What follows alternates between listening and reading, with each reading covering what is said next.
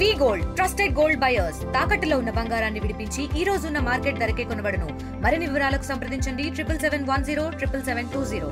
ఇప్పుడు ఒక విషయం ఏంటంటే ఇప్పుడు మీరు అడిగిన దాని ఒక విషయం ఏంటంటే ఆ తీసుకొని 10-15 మంది ఎవరన్నా ఉన్నారంటే వాళ్ళు ఏమంటారంటే అప్పుడు కాదు ఇప్పుడున్న డబ్బులు ఏమన్నా. ఈ జిందాల కంపెనీ సంబంధించిన యాక్టివిటీస్ గురించి మార్నింగ్ ఆనమల్ ఎమ్మెల్యే గారితోనూ డీసీ చైర్మన్ గారితోనూ జిందాల్ వారితోనూ అటు రెవెన్యూ డిపార్ట్మెంట్ జాయింట్ కలెక్టర్ గారు ఆర్డీఓ తహసీల్దార్ వస్తూ దీని మీద రివ్యూ చేయడం జరిగింది. ఎందుకంటే గత 2-3-4 రోజులుగా వివిధ పత్రికల్లో వేరు వేరు న్యూస్ వస్తున్నాయి. దాని మీద ఒకసారి మేము రివ్యూ చేయడం జరిగింది. దీనికి సంబంధించి ఒక క్లారిటీ ఇవ్వాలి, ప్రజలకు ఒక క్లారిటీ ఇవ్వాలి అన్న ఉద్దేశంతోనే ఈరోజు మీ అందరిని పిలవడం జరిగింది. మీ అందరూ తెలుసు ఇది గతంలో 2007-2008 టైంలో మనం ఈ జిందాల్ కంపెనీకి సంబంధించి 1166 ఎకరాలు 1166 ఎకరాలని ఆ కంపెనీకి అలాట్ చేయడం జరిగింది. జరాయితీ ల్యాండ్ని 180 ఎకరాలు వాళ్ళు డైరెక్టర్ రైతుల నుండి పర్చేజ్ చేసుకున్నారు. అందులో గవర్నమెంట్కి ఎటువంటి పాత్ర కానీ ఎటువంటి యాక్టివిటీ కానీ మా తరఫున జరగలేదు. వాళ్ళు డైరెక్ట్గా రైతు దగ్గర నుండి కంపెనీ వాళ్ళు వాళ్ళ పేరు మీద కొనుక్కున్నారు. రిమైనింగ్ 834 ఎకరాలని అసైన్మెంట్ ల్యాండ్ని మేము రిజ్యూమ్ చేసుకుని అది వాళ్ళకి ఎలినేట్ చేయడం జరిగింది. ఆ రిజ్యూమ్ చేసుకున్న ల్యాండ్ కూడా ఎంతమంది బెనిఫిట్స్ అవుతున్నారో వారికి కూడా మేము కాంపన్సేషన్ కూడా ఇవ్వడం జరిగింది. రిమైనింగ్ 151 ఎకరాలు గవర్నమెంట్ ల్యాండ్ని మేము డైరెక్ట్గా కంపెనీ పేరున ఎలినేట్ చేయడం జరిగింది. గతంలో జరిగిన ప్రాసెస్ అది. ఈ అసైన్మెంట్ ల్యాండ్ ఏదైతే 834 ఎకరాలు ఉందో అందులో 375 మంది ఎస్ఎన్ఈస్ ఉంటే 332 మందికి మేము ఆల్రెడీ వాళ్ళకి కాంపన్సేషన్ ఎంతైతే గవర్నమెంట్ నార్మ్స్ ప్రకారం ఆ రోజు నిర్ణయించబడిందో ఆ కాంపన్సేషన్ అమౌంట్ మేము పూర్తిగా వాళ్ళకి ప్రభుత్వం తరఫున పే చేయడం జరిగింది. ఈ రిమైనింగ్ ఒక 28 ఎకరాలు చెందిన 15 మంది ఎస్ఎన్ఈస్ ఈ రోజుకి వాళ్ళు క్లెయిమ్ చేయలేదు. 28 ఎకరాలు చెందిన 15 మంది ఎస్ఎన్ రైతులు ఎవరైతే ఉన్నారో ఈ రోజుకి వాళ్ళు క్లెయిమ్ చేయడం వల్ల వాళ్ళ పేమెంట్ జరగలేదు. మేము ఆల్రెడీ తహసీల్దార్కి ఇన్స్ట్రక్షన్స్ ఇవ్వడం జరిగింది. వాళ్ళని ఎక్కడున్నారో పట్టుకుని వెరిఫై చేసుకుని ఆ క్లెయిమ్ తీసుకుని వారం రోజుల్లో వాళ్ళకి పేమెంట్ ఇచ్చామని చెప్పడం జరిగింది. ఎందుకంటే ఆల్రెడీ డబ్బులు ఆర్డీఓ గారి అకౌంట్లో ఉన్నాయి. డబ్బులు ప్రాబ్లం అయితే లేదు. జిందాల్ వాళ్ళు ఆల్రెడీ డబ్బులు ఇచ్చారు, అది అకౌంట్లో ఉన్నాయి. ఆ 15 మందిని తహసీల్దార్ని వెరిఫై చేసి క్లెయిమ్స్ తీసుకుని వారం రోజుల్లో వాళ్ళ పేమెంట్ ఇవ్వడం జరిగింది. ఇది కాకుండా అప్పుడు ఇచ్చిన నోటిఫికేషన్లో ఒక 20 ఎకరాలకు సంబంధించి ఒక 10 మంది ఎస్ఎన్ఈస్ ఉన్నట్టుగా అప్పుడు ఆ జీవోలు ఇష్యూ చేశారు. కానీ మేము తర్వాత రికార్డ్స్ను భూమి మీద వెరిఫై చేస్తే ఆ 20 ఎకరాల్లో ఎటువంటి రైతు ఎస్ఐని పట్టా ఇచ్చి ఉండలేదు.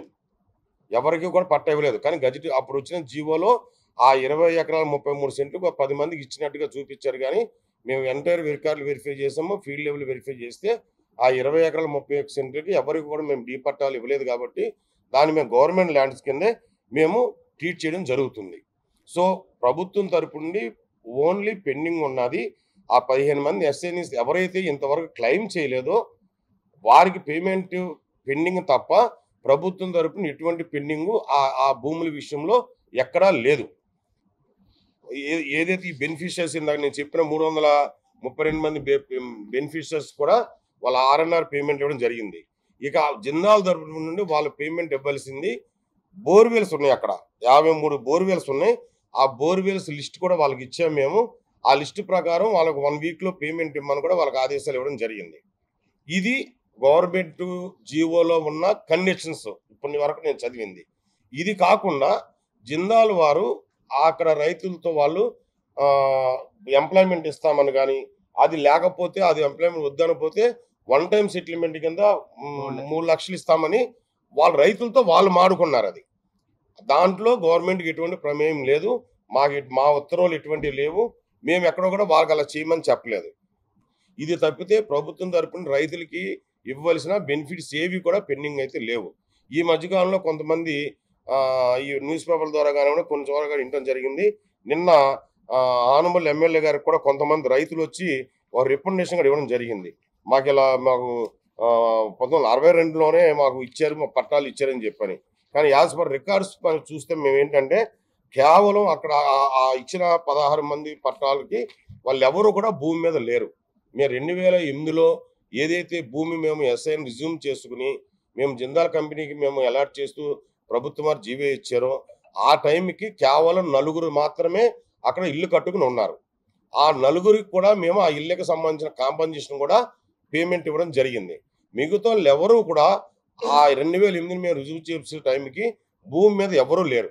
ఒకవేళ 1962లో కానీ లేదా గతంలో కానీ వారికి ఏమైనా పట్టాలు ఇచ్చుంటే ఆ పట్టాలు 3 సంవత్సరాల లోపు మన అసైన్మెంట్ నిబంధనల ప్రకారము 3 సంవత్సరాల లోపు వాళ్ళు ఆక్రమించుకుని దాన్ని అనుభవంలోకి తీసుకొస్తేనే ఆ పట్టా వాల్యూ ఉంటుంది. ఒకవేళ 3 సంవత్సరాల లోపు వాళ్ళు అనుభవంలోకి రాకపోతే ఆటోమేటిక్గా డీమ్డ్ క్యాన్సిలేషన్ అయిపోద్ది ఆ పట్టా. సో ఆ ఎవరికి కూడా ఈ రోజు ఎవరైతే మేము ఉన్నామో మాకు డబ్బులు ఇవ్వండి అని చెప్పి ఈ రోజు కొత్తగా అడుగుతున్నారో వాళ్ళకి ఎవరికి కూడా ఆ పట్టా ఆల్రెడీ ఫోర్స్లో లేదు కాబట్టి వాళ్ళకి ఎటువంటి కాంపెన్సేషన్ ఇవ్వడానికి అర్హులు కారు వాళ్ళు.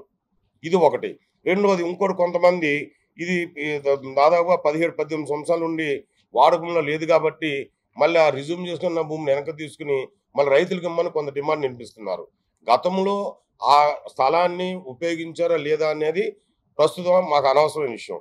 ప్రస్తుతం మేము గవర్నమెంట్ వారు మాకు ఆదేశాల ప్రకారము అక్కడ ఇండస్ట్రియల్ పార్క్ని ప్రారంభించడానికి నిర్ణయించారు కాబట్టి మేము దాన్ని వెంటనే యూటిలైజేషన్ తీసుకొస్తాము. త్వరలో అక్కడ ఇండస్ట్రియల్ పార్కులు అట్లాంటివి ఏర్పాటు చేసి ఆ ప్రాంత ప్రజలకి ఎంప్లాయ్మెంట్ జనరేట్ చేయడం కానివ్వండి, ప్రాంత అభివృద్ధికి ఉపయోగం కావాల్సిన అన్ని చర్యలు కూడా మేము తీసుకుంటున్నాం.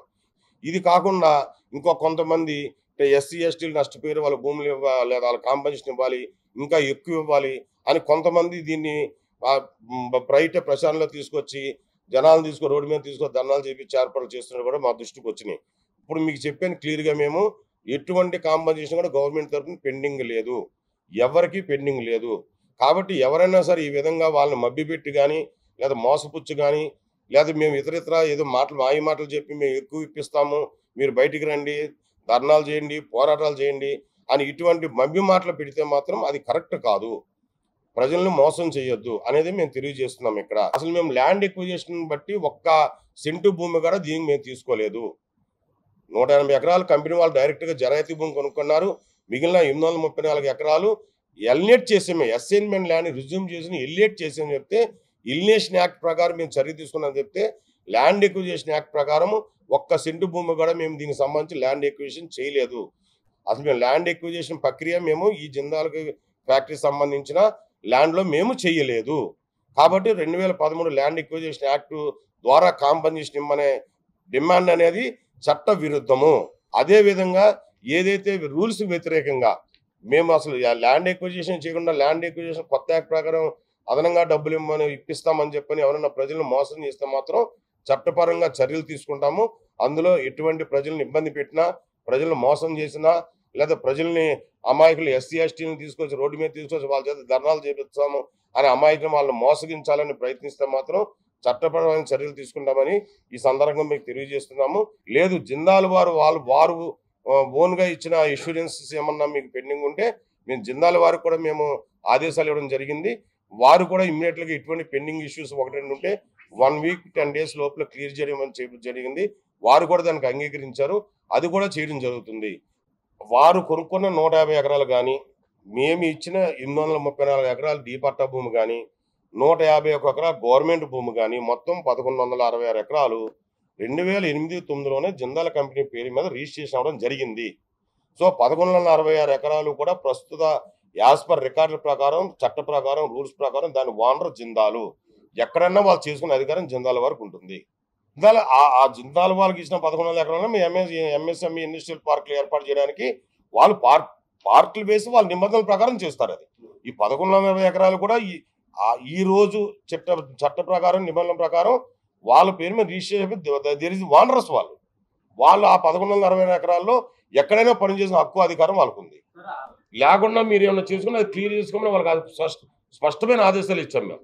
ఇది కాకుండా మీరు రూల్స్కి అగెనిస్ట్ కాకుండా ఇంక ఏదన్నా అన్నెసరీగా మీరు డిమాండ్ రేజ్ చేసి ప్రజలను పంపిపెడితే మాత్రం అది లా అండ్ ఆర్డర్ ప్రాబ్లం కాదు, అది క్రియేషన్. అది దాన్ని మేము అడ్డుకుంటాం, చట్టపరంగా మేము చర్య తీసుకుంటాం అని అనుకుంటాము.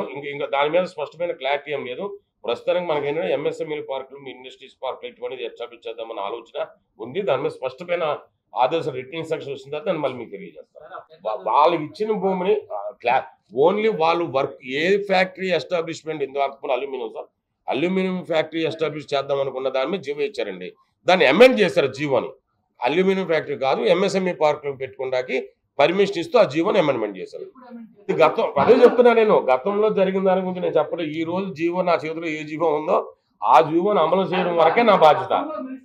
మరొకసారి అర్థం చేసుకోండి, మీరు అర్థం చేసుకోండి, ప్రజలకు అర్థమయ్యేది చెప్పండి.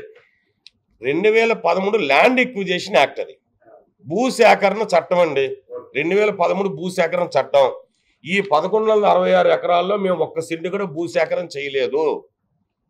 భూసేకరణ అనే మాట ఈ 1166 ఎకరాల్లో లేదు.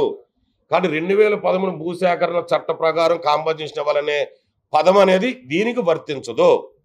ఈ 1166 ఎకరాలను మేము ఓన్లీ అసైన్మెంట్ ల్యాండ్స్ని రిజ్యూమ్ చేసి ఎలినేషన్, గవర్నమెంట్ ల్యాండ్స్ని ఎలినేషన్ చట్టం ప్రకారం ఆ కంపెనీకి ఎలినేషన్ చేసాము. కానీ సేకరణ చట్టం ప్రకారం ఏ కార్యక్రమాన్ని మేము ఈ 1166 ఎకరాల్లో చేయలేదు. కాబట్టి వాళ్ళు ఏదైతే ప్రజలను పంపి పెడుతున్నారో 2013 భూసేకరణ చట్ట ప్రకారం డబ్బులు ఇవ్వండి అని ఇప్పిస్తామని ప్రజలను పంపి పెడుతున్నారో అది తప్పు అని నేను చెప్తున్నాను. ఎందుకంటే ఈ 1166 ఎకరాల్లో ఒక్క సెంటు కూడా మేము 2013 అసలు భూసేకరణ చట్ట ప్రకారం మేము సేకరించలేదు. కాబట్టి అది భూసేకరణ చట్టం అనేది దీనికి వర్తించదు. ఇది ప్రజలు గమనించవలసిందిగా నా విజ్ఞప్తి. ఇండియా పాకిస్తాన్ తాజా అప్డేట్స్ కోసం డౌన్లోడ్ చేసుకోండి RTV లైవ్ యాప్.